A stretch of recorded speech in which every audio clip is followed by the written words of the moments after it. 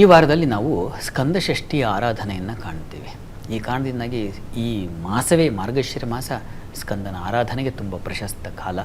ಈ ಕಾರಣದಿಂದಾಗಿ ತಾವು ಈ ಒಂದು ಮಂತ್ರ, ಅದು ಸುಬ್ರಹ್ಮಣ್ಯನ ಕುರಿತಾದ ಮಂತ್ರ, ಪ್ರಜ್ಞಾ ವಿವರ್ಧನ ಮಂತ್ರ ಅದು. ಹೀಗಾಗಿ ಮನಸ್ಸು ಮಂಕಾಗಿದ್ದರೆ, ಬುದ್ಧಿ ಮಂಕಾಗಿದ್ದರೆ ಈ ಮಂತ್ರ ಹೇಳ್ಕೊಳ್ಬಹುದು, ಇದನ್ನು ಜಪ ಮಾಡಬಹುದು. ದಯವಿಟ್ಟು ಮಾಡಿ ಮಂತ್ರ ಗಮನಿಸಿ. ಶಬ್ದ ಬ್ರಹ್ಮ ಸಮುದ್ರಶ್ಚ ಸಿದ್ಧ ಸಾರಸ್ವತೋ ಗುಹಃ ಸನತ್ ಕುಮಾರ ಭಗವಾನ್ ಭೋಗ ಮೋಕ್ಷ ಫಲಪ್ರದ.